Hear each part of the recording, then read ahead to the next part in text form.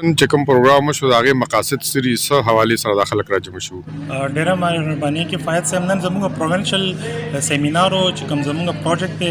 هغې نن اینډ او چې هغې کې موږ ډفرنټ ښځو له په ټولرنس باندې او په دې باندې ټریننګ ورکړو. نو نن موږ د هغو افزایۍ لپاره موږ هغه راغوښتي وو چې خپل ایکسپیرینس چې کوم دی ګورنمنټ افیسر سره او میډیا سره شیر کړي. ثانیه صفي ایډیشنل ډیپټي کمشنر زموږ چیف ګیسټ وه او سره سوشل ویلفیر افیسر اسسټنټ ډایرکټر کنزیومر او سوشل سیکورټي افیسرز او دا چارسده پریس کلب مرګري چې کوم دی هغې کې چې کوم دی نن میلمانو او ورسره 35 فیمیلز چې کوم دی هغه راغلي وو چې کوم په کمیونټي کې کار کوي. نو هغې کې 5-6 فیمیلز چې کوم دی هغه خپل ایکسپیرینس دی ګورنمنټ افیسر شیر کو چې هغه ټریننګ واغستل او بیا په کمیونټي کې څنګه کار وکړو. نو دې حوالې سره نن خبره وکړه. کوم کمیونټي کې چې کومې ستاسو جنکۍ وې هغوی لاړل هغوی محنت وکړو ورک یې پکې وکړو د هغې څه فواید مخې ته رالجي؟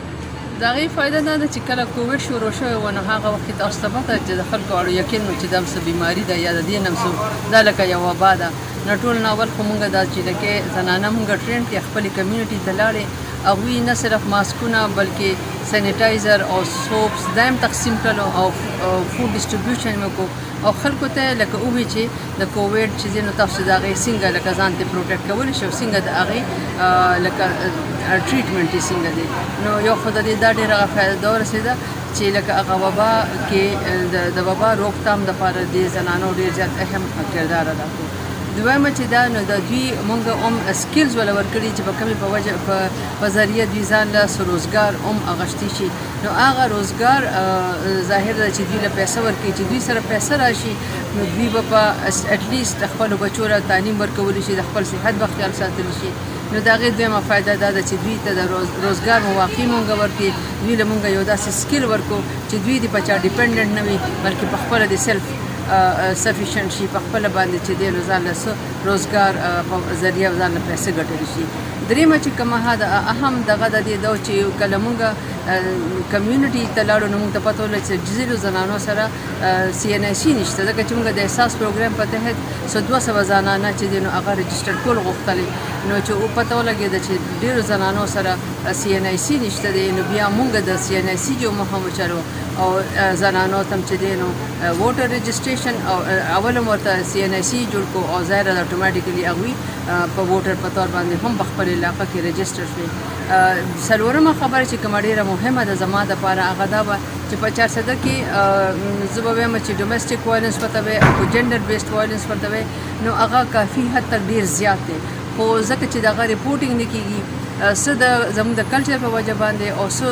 دانه ریسټرکشنز دي په زنانو چې هغوی د یارې هغه خبره مخې ته بار ته نشي راوښتلی. نو هغه جنډر بیس وایلنس چې کوم دی نو د زنانه به چې لاړې دوی ته به پته ولګېدې نو د هغې په حواله سره دوی آګهي مهم وچلو او د کمو زنانو په کورونو کې چې زیات دا کېدو نو د هغوی خواښیانو سره د هغوی